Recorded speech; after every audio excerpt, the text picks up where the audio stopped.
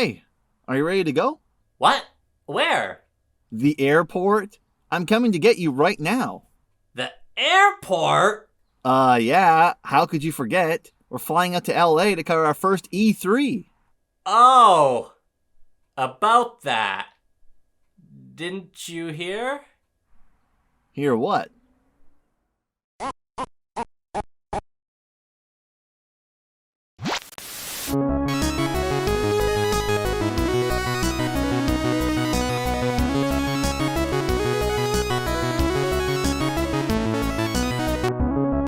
Hello, and welcome back to the Kyle and Jomo channel. Today, we're going to be discussing some thoughts on E3. Yeah. A very big I'm so excited topic. for E3 this year. All the big reveals that are going to not happen at E3, but be spread over many small events throughout the summer, because E3, as we know it, is probably dead. Yeah. I don't think it's coming back. If it does, it might be something like that. What is it? Zellers? Now being featured in the Bay? American viewers probably That's won't a know very anything about Canadian reference. Yeah. Canadian For content. those unfamiliar, Zellers is like a Canadian Walmart or Kmart, which went under. Yeah. And then years was ago. since replaced with Target, which then went under Mhm. in Canada. And now there's nothing. Yeah, and then they're now featured like a little kiosk area inside of Bay for, I don't know, a limited time or permanently, but it's all a shell nostalgia of itself. And speaking of nostalgia, we're gonna. It's kind of, I guess we could call it E3 eulogy. Yes. Because it may be revitalized, but I think going forward we're looking at smaller, separated events, because E3 was a magical time. It was like Christmas. In fact, in some ways, it was better than Christmas. Well, for gamers, it probably was. Well, for me, it was like when I was a kid, I was excited for Christmas because that's when I had no money, so I could finally get games I wanted, right? Mhm. But like now that I have money, E3 is kind of more exciting. Well, Or it was more exciting. the scope of it, it was just so large. You had so much of one thing, and back then, I can't even think of another event that would have anything even close to that level of concentration for games. It's just a million companies begging for your money all at once. Mm-hmm. And just an amazing demonstration of capitalism. Glorious, delicious capitalism. So what we'll do is we will talk about E3 in a chronological order. We'll start back all the way from 1995 and kind of work our way up to the later 2000s. And you have a list. And I have a list prepared, and we're going to talk a little bit about what might have happened in certain years, and talk a little bit about the themes of E3, because it's more than what it was when it first started, and it's not quite what it is or was in recent history. It's sort of died over the last 3 years. Well, I think it's like it was dwindling before, but then I think we'll get into it later, but I think that COVID was the death knell. Well, yeah, that definitely pushed it, and pushed a lot of different companies towards more digital, online, and now just there's no need for everyone to get into one big event together. Well, it's like, at yeah, the same time. we don't have to share the news cycle for 1 or 2 weeks. We can just Nintendo can announce things in June, Microsoft in July, and they can kind of share the headlines as opposed to fighting over them. Well, yes. Now, I guess the first thing I want to talk about is just the fact that E3 back in 1985, when it was first starting, it wasn't an event for the public. It was specifically for journalists, for stakeholders, to be informed about the gaming market and to sort of pitch different companies' ideas towards these people about why they should invest and why they should look forward to what Sony, what Sega and Nintendo had to offer for that year. Interesting. Yeah. Definitely, I did not do as much research as you. You've got the notes, but I did remember looking at, I believe it was Nintendo 2005, and this is the best E3 ever. It was just amazing games: Metroid Prime 2, Pikmin 2, Star Fox Assault, Donkey Kong Jungle Beat. Granted, at the time, we thought they'd all be amazing. It was very exciting to hear. They were all about this news. big names, right? Yeah. And then, after a bunch of announcements, the thing stops dead. And it's like Reggie's like, okay, now let's bring out Mr. Boring. And he has a slideshow with his PowerPoint and his graphs. And it's like, oh, yeah, this is when E3 used to be it's a trade show. So it used to be about, like you said, pitching to, well, either journalists or also just like sharing sales information. And I mean, I'm not a business guy, so I don't know the purpose, but just boring business stuff. Well, I mean, yes, it could be considered boring, but for what was sort of exciting about E3 back then was that the public wasn't allowed to get in. So this was sort of like, you're sneaking in, you're getting the first hints to what's coming out. You're getting classified information that shouldn't be provided to you. Now, I remember you talking briefly another time about how you would hear some of these things in magazines. Yes. But we would never get to go. And the only time you would be able to see it is through people taping this stuff on camcorders. Yeah, as a kid, it was just like, you'd get Nintendo Power, and like every once in a while, I'd be like, oh, by the way, E3 happened. Here's like all the games we announced. And I remember just squinting at the little tiny screenshots because that's all we had. Mm-hmm. I don't even think as a kid I even realized E3 was a thing necessarily. Like I remember that I knew the term. Yeah. And I knew it meant I'd see some new games, but that's about the extent of it, right? Mm-hmm. It's almost like it was a Pavlovian reaction. How do you say that? Is it Pavlovian? Pavlovian reaction? To what exactly? It's like when the classical conditioning, opera conditioning. Yeah. You hear E3 and games, but or something. I'm just not sure if I'm pronouncing it right. I know I'm using it right. Anyway, go ahead. Yeah. I think I know what you're talking about. But I never watched E3 until maybe I would say 2008, 2009, sort of. But E3's been around since 1985. Back then, you had Sega. They were on their Sega Saturn at that point. And Nintendo and Sony. I'm not sure if Sony had already made their console or if they were just introducing it, but they were at the trade show. Nice little Super Nintendo hybrid, maybe. Maybe was behind closed doors. Was Atari still there? Was there a Jaguar? I don't. You didn't look that up, did you? No, but I'd be very surprised. Hey, they're coming back, was the man. Case. Oh yeah, they came back and they left again. No, they're coming back. I swear. Well, you can post something. They just bought my BFFs at Night Dive. Night Dive's the studio's like remastering all those Turok games I love so much, and like they just got bought by Atari. Well, it could. They got be some skin in the game, man. Yes, but all that could be is just so now it's kind of like with Rare. It's like we acquired it. Microsoft acquired Rare. Doesn't mean we're using any of the stuff they can do. No, but you're saying Atari acquired them. Oh wow. I don't watch next E3, which isn't going to happen. Atari is going to like headline the show. Maybe that's how it happens. It's like, we can't get Nintendo anymore. We can't get Xbox. Everyone's pulling out. All right, Atari's here. Let's talk about history. Let's talk about real things here, realistic Coleco? things. No, okay. oh man, that'd be just. Anyway, at these conventions, even back then, 1985, I remember watching some old footage. You had all this stuff at the show floor areas where you would have demos, you would play games. They had these really cool sets where they had mascots and these giant props to promote their brands. Immersive, hands-on experience and immersing players or potential players in the universes. Yeah, like they really tried to get you invested in the product. It wasn't just like, here's our game, isn't it fun?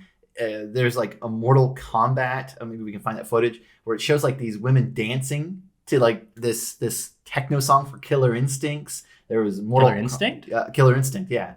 But you said Killer. I said, well, there was also two separate things. And there is a Mortal Kombat one as well, where they had actors portraying as the characters from the game, and they were coming out and doing a little skidded fight.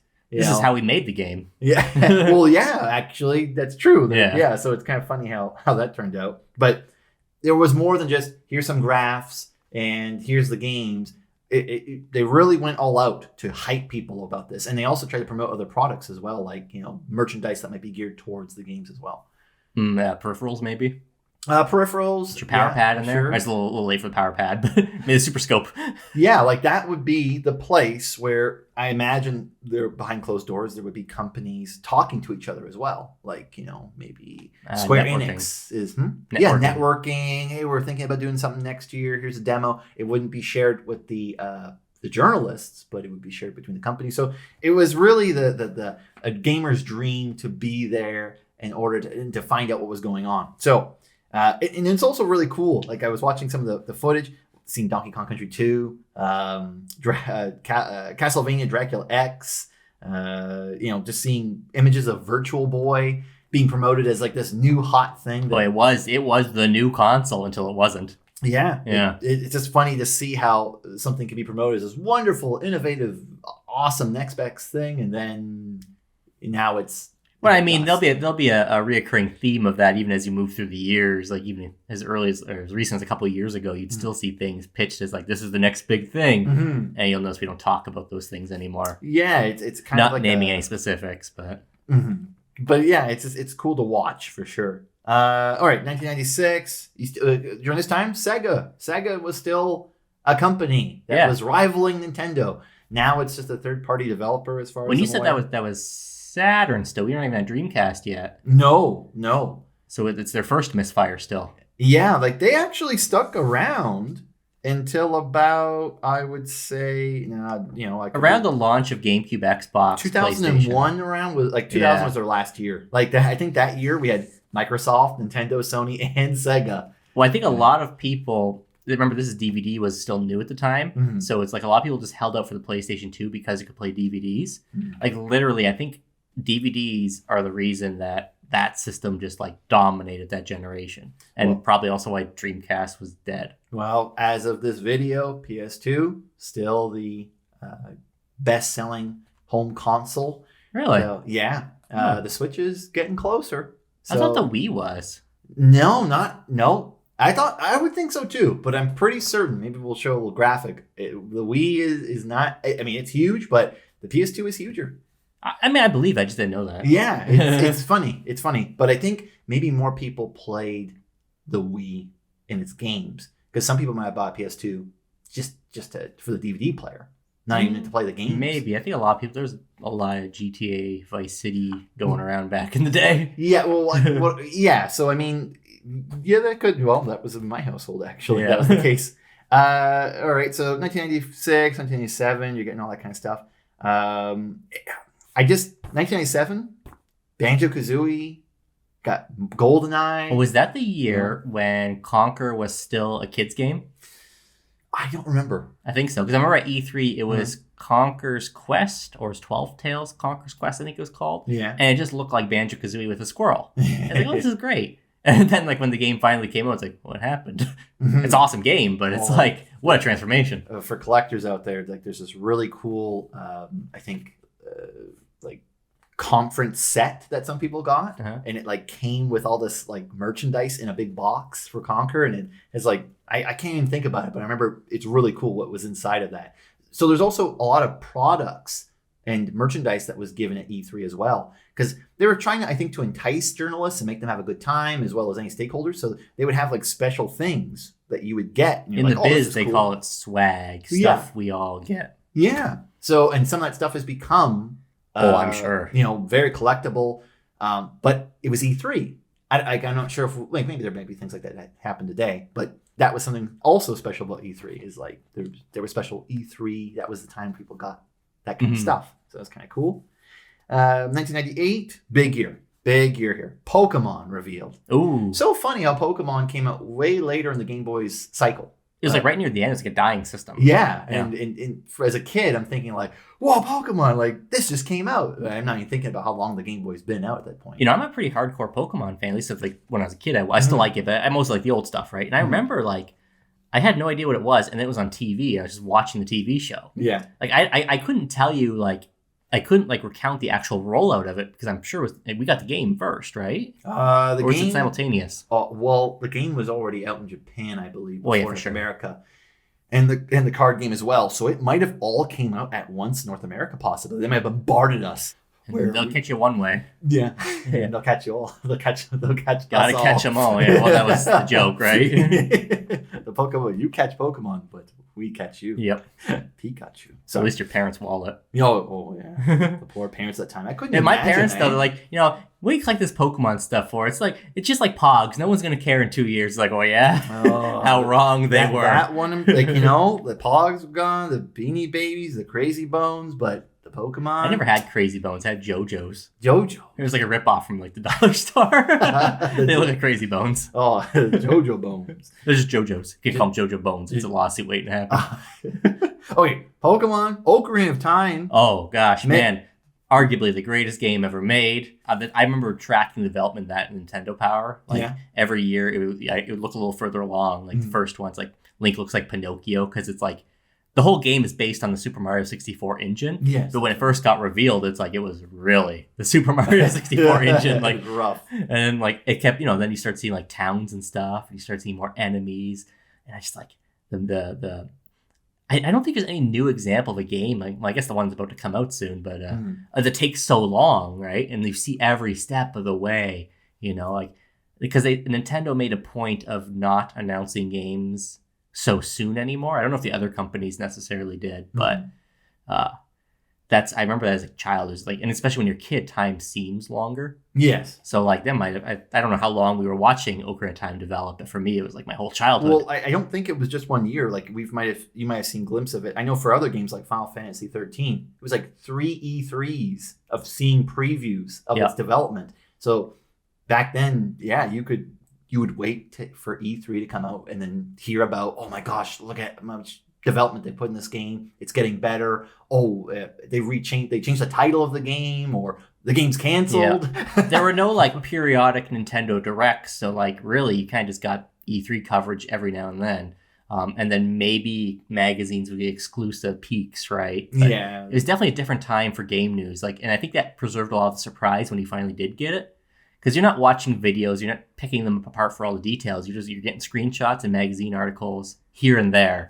So when the game finally came out, you knew some things, but not much.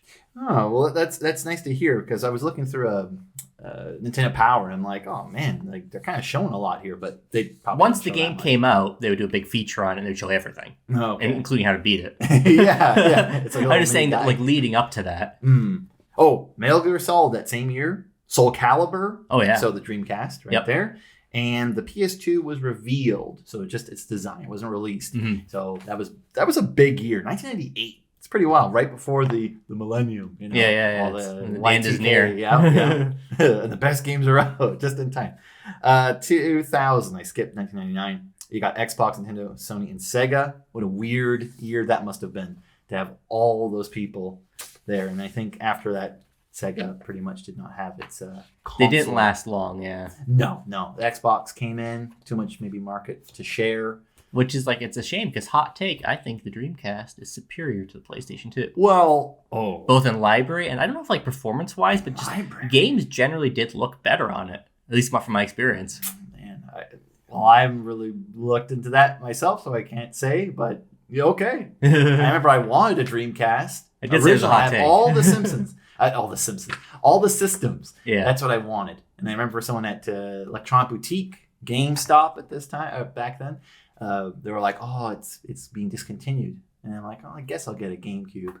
I guess I'll get the best system ever made. Yeah, and I'm sure happy I was, because that next following Christmas, it's like, I got Melee, and that changed my life. It is worth mentioning for the audience at home that like I think a lot of your coverage is going to be Nintendo centric. Yes, we are more leaning towards Nintendo, as that's what gets us excited. Yep. We definitely appreciate other companies like Sony and Microsoft, but we own various Sonys and Microsofts. Yes, their products, these devices, quality devices, these PlayStations. Well, hey, they are. I'm laughing the way I'm just saying it. Of course, like people, some fans, maybe some people watching. Well, it's this, like how a mom, every system is a Nintendo, right? Another Nintendo. You got so many Nintendos already. What do you need a Nintendo for? Go play Mario some more. You did. Lots of Mario in my household. Oh yeah. Oh man. Okay. 2001 Melee reveal. That was huge. Oh yeah. That was to see these characters that were in these polygon forms now, like, come to life. Like, if you watch the Melee intro, like, my God, it actually had a different intro when they first revealed it. Oh yeah. Very slightly. Mostly the same, and there was no like Melee. It's one of those intros, like, it holds up well enough. Yeah. But in my mind, like the image of like Sheik with the harp. Yeah. In next gen graphics. Oh, that's beautiful. Was like, it's like immortalized. New graphics do not impress me as much as that does still. Well, it's so choreographed very well. It's put together, Yeah. the music, and we hadn't seen these characters look like this. And you had tons of all these characters. I remember thinking, oh man, look how badass Bowser looks. When they first showed him, it's like, oh, and shit, he's playable? Yeah. Oh man, what a rush that was, eh? Oh. Then he sucked. Yeah, but man, he was fun to play. Like, look how big he is. Yeah. It's a great day, so big. And I don't know if you could, you could play Bowser in Super Mario RPG, but maybe other than that, Not it was like really. the It first wasn't time so you could- common. Yeah, so it was cool. Like, wow, I could play as the villain. That's pretty interesting. Satoru Iwata. Next year, oh no, sorry, I skipped two things here from 2001. Pikmin and Halo were also revealed. Now, I think that time Halo came out, they showed it. It was like Master Chief with the antenna. So Was it it wasn't like the when most it's epic. still like halfway a real-time strategy game? I think so, something like that. But still, Halo was shown. Like, this is, around the same time. Pikmin, man. Pikmin is like one of my favorites. Like I remember seeing Yeah. like the beta stuff, Yeah. maybe from E3, maybe just in magazines. But what really got me was the Luigi's Mansion on the main menu. Yeah. The Luigi's Mansion. In Luigi's Mansion on the main menu, Yeah. you could access a special movie. Yeah. And it's yeah, like, I think I watched that. I basically went to Blockbuster, rented the game. I beat most of it, couldn't quite finish it because it's hard for a kid. Mhm. And I rented like 8 more times. And finally I said I should just buy this. And I've been playing it ever since. Like, I mean that. Like every couple months I play Pikmin. Every couple months. Oh, I love Pikmin, man. I didn't know it was that. Well, you can serious. beat it in like 3 or 4 hours, right? Maybe 5. Anyway, it's doable in a day. Well, that was the E3 that it came out. It was a big year. Oh, yeah. A lot of cool, around this time. E3 and the gaming industry was focused on hardcore gamers who have been playing Super Nintendo, Sega, kind of veterans, you might say, who, they got skill in the controllers and they were looking for more dynamic gameplay, more games that required more buttons, more intuitive. So, and this is also when all three of the major companies were at their most competitive, like graphically, technologically. Like I know Microsoft and PlayStation are still trading blows, right? But Nintendo with the GameCube, well, that was a powerhouse. It was limited by its little tiny discs because they can only hold so much data. But the system itself was more powerful than the PlayStation, I believe. Couldn't quite rival Xbox, but they're all mostly, games generally didn't look like. If you had a really good first-party GameCube game like Metroid Prime or F-Zero, like that just looked really visually impressive, it was as good as anything on the Xbox, I think. So you got all this competition. The three major companies are, trying to capture as many people into their brand of video games. It's a true console war. Yeah. I'm actually regularly impressed that there are people that still do that because, back in the day, Sega, Nintendo couldn't be more different. And even back then, like there was a lot of third-party overlap between GameCube, PlayStation, Xbox. Like you have like Soul Calibur. some of my favorites would appear on multiple systems, right? But there were so many exclusives, right? And then now it just feels like Nintendo's in its own bubble. You buy your Nintendo, and then if you have money for both the other ones, you get them. But you probably just get one or the other. You'll get your PlayStation or your Xbox. But I'm looking at it, and it's like, okay, well, PlayStation obviously has more exclusives. Xbox maybe has a greater emphasis on backwards compatibility, but it has its own exclusives as well. We're talking about like 360 Modern era? yeah, or... even more modern, right? Yeah, okay. I would say like Xbox One and beyond. Sure. And it's like, yeah, you kind of like, you might have a preference. I like Xbox because I like Halo. But it's like, I could never imagine being like, PlayStation 4 is trash. Xbox One is the best. It's like, no, it's not like it used to be. It was always immature to do that, but at least you had something to argue about. Well, there was a lot more exclusivity. Like there were games that were. It just seemed like, at least from my memory, when you had a PlayStation, that seemed a lot more different than now, where you have a PlayStation. It's like, okay, well, it's not that much different. Well, PlayStation fans may argue that. Well, they have a lot of exclusives. I'm not going to lie, but I don't think it's like as stark as like PlayStation or Xbox versus Nintendo. Like that's a huge difference. Yes. Not always in Nintendo's favor. Well, no. And, Nintendo has been the underdog for quite a while, especially this time in the 2000s. underdog that's like top in the sales charts. Well, now. But back in the GameCube time, it was like that. And 64 as well, yeah. But going back to a previous point I made about how in this era, the gaming market was focused on these gamers, okay? So that was where these games were directed towards. Now we're approaching the Wii era. You got Satoru Iwata in 2002. We got a really cool trailer for Halo 2 in 2003. I just watched that again. It came with a later print of Halo. It would come with the E3 trailer of Halo 2 where the Brute's on the... That's the city? Yeah, it's the city one. I'm watching, I'm like, man, those graphics look really good. Like, it wasn't as good in the actual game, but that's still a masterpiece. That's a big thing about E3, especially in more recent years, is you'd get like the E3 demo graphics. Yes. Or like they only show cutscenes. Yeah. Oh, yeah. So either you're not really seeing gameplay, which was a really big trend for a lot of years there, or you would see gameplay, but when the game actually comes out, it's like, oh, this looks like garbage. Well, what's interesting? In these days, it was very scripted when they showed gameplay or cutscenes, and you kind of could tell, like, okay, that is not gameplay, or this is demo or whatever. But later on, they start getting people looking like they're playing the game in front of you saying, this is a campaign right here. And it's very coordinated, and they're looking around, and... I think it was, not to get too far ahead, but I think it was maybe even Destiny, where it's like, oh, there's Jim over there now. Hey, guys, I'll come join you. Just finishing up here. Yeah. Where are we going? It's like... I can't wait to shoot some aliens, guys. Let's go. Well, let's go. Let's go down that path over there that we just decided to do right now and haven't talked about before. It's really bad. It's really cringy. So actually, that's maybe with the death of E3, you could argue it's good that stuff's gone, but maybe if you're like you or me, we might enjoy some of that, in a, I would say, ironic way. But definitely as sort of veterans in this and observers of the franchise and the market over time, we have a different perspective. And it's funny, back in this time, up to this point, I wouldn't say there was really anything that was like laughable. Like, we were just hyped about cool games that were coming out. But like with Wii, that's when the floodgates open. Yeah, things are happening. We're getting closer. So 2004, big year. Reggie Fils-Aimé. Yeah. Revealed. Tell me from your point of view, why was this a big deal? Well, he comes out. He's like, my name's Reggie. I'm about making games and kicking ass. And this is Nintendo, the family-friendly company. And it's like, wow, what a character to roll out, right? And he left an impression. And I almost wonder if his appearance and his demeanor led to maybe Nintendo making more of a presence with their own executives. Like obviously he's a Nintendo executive, he's American, right? Yeah, that's right. But then after that, I think is when we start seeing more of like Miyamoto and Iwata.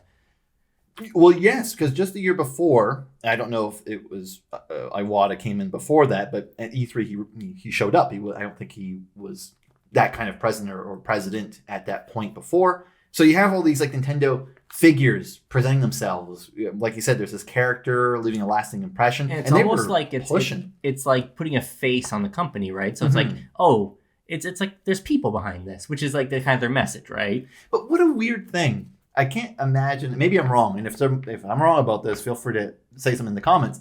Imagine the CEO of Coca-Cola coming out and talking to everyone, and they're like, "Oh, I really like him." There are examples. Think about like KFC or Dave Thomas from Wendy's, especially Dave Thomas. Yeah, Dave Thomas. You're right. And like I when I go to Wendy's, I get Dave's double. I by name I call it. Well, that is the name of it. But you're right. There is something about the company owner or some type of major representative presenting themselves to the public that kind of creates a connection between you and the product. Yeah, it's like a psychological tactic. Like obviously, it's completely insincere, but it works nicely. Well, yeah, perhaps it's done under nefarious purposes. Well, the whole point is to make money. It's to sell profit. Yeah. But it is still kind of nice in some ways. At least the way they present themselves. I don't know. Well, also, before you move on, man, I don't know if you're ready to say 2005, but something else happened in 2004. Oh, yes. Well, the Zelda Twilight Princess reveal trailer, like that is... If you Google greatest E3 moments, every single list will have that probably at the top. Yeah. Like you cannot overstate how freaking cool that was. It was the, the dark, gritty Zelda adult. See, at this point, you had all these Zelda fans that had played, maybe from NES or just started from N64, and they were ready for something new and edgy and, It's also serious. for them, it's like, at least for me, it was like a return to, like, I don't dislike the Wind Waker style, but I will not argue with the fact that I would have preferred something more like Ocarina of Time, Majora's Mask. Oh, for sure. And that's what this was, times like 5, like Yes. way more. Oh yeah, so that it was huge. This is also the year when the DS was revealed. So dual screens. It was funny. Dual screens of the future. I wonder if that's when they showed. It was an awesome system. Don't get me wrong, but it was just funny. I remember being very excited because I still love Animal Crossing on GameCube, and I remember being pretty thrilled that there was going to be a new one on the DS. And that back when they first showed it, maybe even at this E3, it was just like it looked basically the same except on DS. But I was like, whoa, like N64 quality graphics. Yes, on the go. Mario 64 DS. After we got it, we realized it controlled like ass, but just the novelty of being able to play that on the go, it's like, wow. Yeah, and the 2 screens, that was something special about that. I liked it was in touchscreen as well. Yeah. So there was a lot to be excited about with that system. But at this point, it's made a note, Sony was still, and I think other companies were talking about sales and systems and marketing. They were showing diagrams. They're still talking about statistics. So it was still a conference. I don't think maybe some people from the public were allowed to get in, but it wasn't just about hyping games. By the end of E3, as we're approaching, it was like a celebration of games, and it was almost the video game industry as a whole was trying to promote itself, because I don't know at this point if they made as much money altogether as an entertainment business compared to movies. I remember whatever year Halo 3 is, that was revolutionary in terms of like it was the biggest entertainment launch at the time, maybe even might still be up there. That's versus like movies and everything. That's I think that was a big moment for like kind of revealing, that gaming is something that's going to stick around. Yes. Halo 3. If you can see that, he's looking at us from the shadows. 2005, Xbox 360, Xbox Live, for the 360. Yep. Or was it just for the... I can't remember, sorry. It was also for the original, yeah. Yeah. I can't remember if they're revealing it now. No, it would have been before, because Halo... Well, 360 is a big one. It beat PS3 to the market. Yes. And it offered some great exclusives. I was actually reading about that the other day, because I don't have the numbers to back it up, but I think 360 was because the original Xbox lagged behind its competition. I think it was ahead of GameCube, but way behind Sony, obviously, right? Oh, yeah. And the 360, at least for a period, was actually the dominant force, because PS3 had launched a little pricey with some issues. And not that say Xbox 360 didn't have a pretty significant issue. The red ring of death. Remember that? Oh, but wow. I think at the time that was the more successful of the two. I think by the end of that generation, PS3 pulled ahead. But I was thinking about that. That's the only time Microsoft was ahead in all of this, because Xbox One was a bit of a failure, right? And then it was third place. Oh, was it? Yeah. And then Xbox, maybe it was second, because Wii U did pretty bad as well. It's weird because Nintendo's kind of in between generations usually. Like they've already had their last system out like a couple of years, but by the time the new one launches, they're like on a different cycle. The other two tend to launch simultaneously. Yeah. Anyway, the point is Xbox hasn't. 360 was the only time they're really like the kings. Yeah. And it's weird that they're still considered like neck and neck with Sony. Like, it's either Xbox or Sony. In it's name like only. Sony's pretty much dominated over them, Well, they're definitely making themselves seem to be of, I don't know, higher quality and more distinct. But Xbox One just seems to be like the Netflix of gaming now. Just quantity over quality. Oh, you're talking Xbox One? Xbox One. Series X? But anyway, we're getting ahead of Whole ourselves. new system, Let's man. go back to 2005.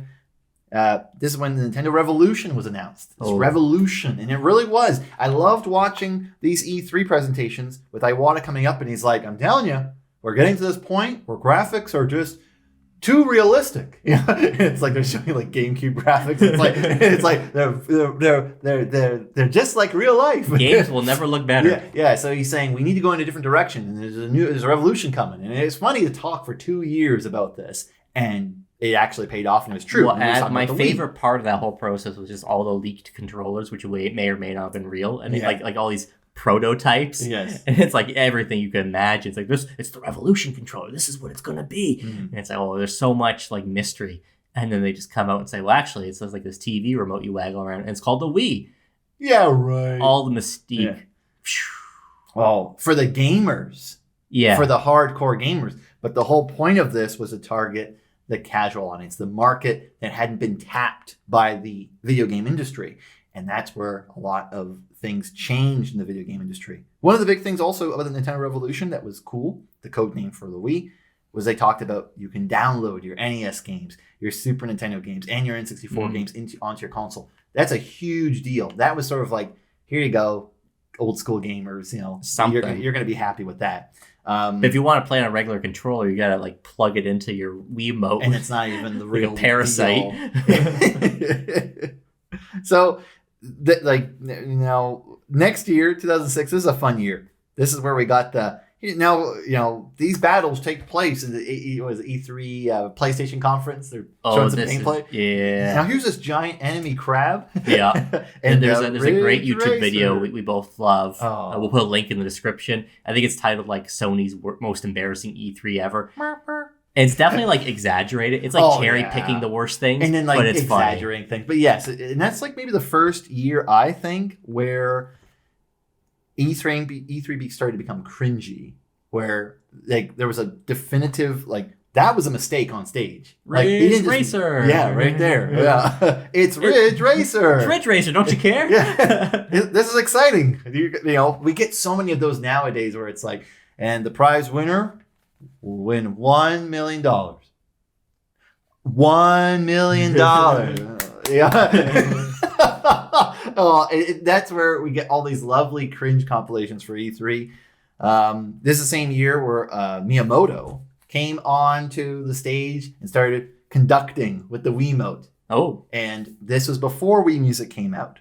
And that stage was huge. Why was he conducting? It was like just to show off. Oh, what it could do. All the potential possibilities with the Wiimote. And they started, I don't know if it was the next year after that, but no, I think it was the year after that. The Wii was killing it. They were selling so many copies. I think it dominated right there in terms of units sold. Everyone seemed to have a Wii. Everyone was talking about the Wii. Wii bowling was like a cultural phenomenon. You had people in nursing homes playing video games, something completely unheard of. Were you crazy? People are actually talking about like the positive ramifications of gaming. Even it's like people who have poor motor function can have entertainment, or maybe it'll help them develop better motor function, or maybe we can give this to sick kids in the hospital. Like I think that's when I first remember it kind of going in that direction. It's not just, here's a bunch of nerds in basements. Or this contributes to school shootings, or, they never really stop with that. No. Grand Theft Auto, they always have that reputation. But there was like almost a positive aspect. Yeah. But this was a huge point. In 2007, Iwata came on stage and he said something like, at one point, it was like, everyone is a gamer. So everyone is a potential seller. It's like anyone could be a consumer. And this is where they started using terms like casual gamer. He's wrong. My father-in-law would never in a million years touch any kind of game. I would say, of course. Yeah, the vast majority could be gamers. Yeah, well, they tapped a market that previously didn't seem tappable. Mm-hmm. People couldn't, get into it, but they got people into it. And he also said that gaming has become accepted into the entertainment industry. It was fashionable, because before that, it was like you're a nerd. Getting there, I think. Remember there's an Xbox commercial for Dead or Alive Extreme Beach Volleyball, and you have these nerds kind of just we play it for the graphics. You won't see that nowadays at all. They don't need to talk to us. They just need to talk to anybody about this new awesome game that's coming out. But it was a niche market before, and now it expanded globally to anybody, whatever age. And I think was a lot of that. It's not just Nintendo's efforts, though. Their efforts might have been short-lived. I think they grabbed some people, but a lot of the grandmas and stuff didn't stick around for subsequent generations. But I think that's part of it. But I think the main thing that's expanded gaming is just the people who grew up with it aging, but still keeping, our parents were dismissive of it because they never grew up with it, or maybe they had Atari at most, right? Yes. But then we grew up with it. A lot of us, some people our age might have dropped off, but I think most people our age who played games probably still have a healthy respect for it, Respect, yeah. But generally speaking, if not mistaken, most gamers are in their early teens to mid 20s or late 20s, and then that's it. Most people drop off. They're not like us. Oh, should we stop playing? No, I'm not saying that. You're being silly. Like, what I'm saying is that, like, I don't know what I'm saying. I was always the impression that, like, people are playing them longer and longer, and like is going to be a wider audience. I might not have the fact. I don't have the numbers to back it up. I get that impression because so many of our friends play them. Maybe, but one point to add to that is that people like us who have kids, they then expose their children to video games. Oh, for sure. And then they, like, they're gamer. I'm not a nerd. I'm playing with my kids, see? Yeah, it's for them. Give me that controller. Show you how it's But, yeah, at this point, they're still talking about statistics. One big thing they talked about in multiple E3s and during the Nintendo press conferences were the fact that women were playing more. It was like, only 25% were female. Then it went to, nearly 40% and 45% of females and only 55% male. So they were expanding the market, and that was really big. And that started to bleed into the other companies where they started I'll tell you talking this, about, like, whenever I meet a girl who's into video games, I'm not going to say every time, but a lot of the times I'll be like, so what kind of games you play? It's almost always Zelda and Pokemon. Nintendo's got something Animal going Crossing. there. Animal Crossing as well, yeah. Yes, those are big ones. Which is good because I love all three, so Yeah. it's always got something to talk about. Yeah. But yeah, I mean... And I'm not trying to, like, negate them. Like, I'm always very impressed by, like, oh, you like Zelda, what's your favorite one? Then they'll have lots of information. Like, they are gamers, So it's like, it's not like, oh, you like Zelda because it's easy or whatever. Oh, and people, like I have one friend, she, like, loves Pokemon, and she's, like, chasing shinies for, like, hundreds of hours, and I'm like, wow, that's a bigger nerd than me. But yeah, I think we didn't have that before. Women have always enjoyed games, but maybe more women are enjoying games now more than ever. Or maybe the gatekeepers have eased a bit. I know there's still a big problem with that, but maybe it's better than it was in the 90s. Like, maybe you can more proudly say it. Like, granted, you're still going to get lumped on by a million assholes, but... But I see it kind of like, it's like a drug. It's like, just get them started with the easy stuff, and then they start getting the hardcore stuff. Because it's kind of like you play the Wii, you play a motion control game. You don't need to know how to utilize 7 buttons on a controller to do anything. It's easy to get into. Once you've mastered that, then you can try something else, and then you can now get into something that's more akin to what a hardcore gamer might be more interested in. The hilarious irony of that is you give me a Wii controller, I'm like, I look like an old man suddenly, like, what the... I don't know, man. You were doing pretty good on Mario Party 8. What are you talking about? I saw you with that motion control. I could win some of those mini games. I could not win. We're getting really specific here. That damn dart throw. You were good at that one thing, and that's all that mattered. It's basically a spinning wheel that dictates, I think, stealing stars or getting bonus stars or something. Yeah. And, like, you would nail, like, the best outcome every time. And, like, it didn't matter how many games you won or lost. You just hit that, like, oh, I get 10 stars now? Great. Oh, yeah. I'm exaggerating, but it always came down to that. Was the boo that stole someone's star? Or is that what we're talking about? Maybe. No, it was like a roulette wheel. And you had to, like, throw a dart with the Wiimote. Maybe was this I might be misremembering, but I think that's what it was. Maybe. Smash Bros. Yeah, we didn't talk about this, but Smash Bros. Dojo, they talked a little bit about that. It was a website where they would give updates on Smash Bros. Brawl. This is where 2007. Yep. Reggie said, "My body is ready." Yep, iconic moment. Yeah, which he then talks about later on here. So there was like all these memes, these inside jokes that would occur. It was like, not quite. I know, like, behind closed doors it didn't seem that way, but on the surface, it's almost like all these characters are coming together, and you kind of look forward to seeing them, seeing how they change, what they're going to say. Some of those poor developers or presenters are either awkward as hell because that's not their main thing. Yes. Or they barely know English and they're almost incomprehensible. Like, I respect them for trying. Oh, yeah. Like, there's always, like, Miyamoto comes out and he learns, like, 1 or 2 sentences and it cuts right to Japanese because like, you can't be bothered with that. Yeah. Like, it's a nice effort. Well, definitely. And it kind of seemed very, like, the world. You had people that were speaking French, you had Spanish, you had when I remember Japanese. We used to have fun with Iwata. Oh, yeah. But, like, he actually knew a lot of English. Yeah, he would speak English the entire time. Yeah, it was so much fun though. Like, well, he has a very thick accent, so it was kind of, obviously it was kind of humorous, but then what he said we really liked too. Yeah, because I love, like, by the end of, like, later on when they start doing Nintendo Directs, he'd be like, did you like that? It's like, what did you think? And it's like, we liked it. Oh, please, I want to give us more. Harder, I wanna. It's like, but you'll have to wait just a little longer. Ah. He's like we're like little kids, and he's just like, can you wait just a little longer for us to get that ready for you? And it's like, okay. Like, yeah, I don't know. There's something special about that. How he did presentations, and they were very fun. I mean, you get Iwata, Miyamoto, yeah, we'll get a little bit more into that. I would actually find, I don't know if it's because of the language barrier, like the Nintendo generally came off as more whimsical, and then like with Xbox and Sony, you'd have a lot of people who either are celebrities who don't want to be there, and they're just cashing a paycheck, or just like the total cringe people. Like aside from like Phil Spencer, I can't think of too many that were actually just really good speakers, that you would remember. Yeah, like I don't remember if it was cringy or not, but I remember like when the Xbox was revealed, you had Bill Gates and you had The Rock there. Oh yeah. So celebrities have been like sort of a tool used in E3s to promote games and systems, and it's definitely funny because I don't know, maybe some people watched it and they were into it, but I don't know, for myself, it's like, I know why you're here, and it ain't because you love this game. It's because you being here is going to promote this game very well.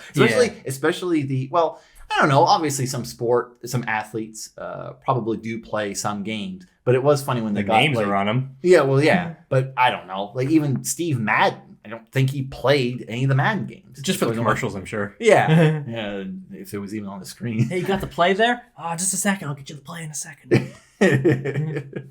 So yeah, those are it. It was a crazy place. Yeah, E3. There's so much going on. 2007,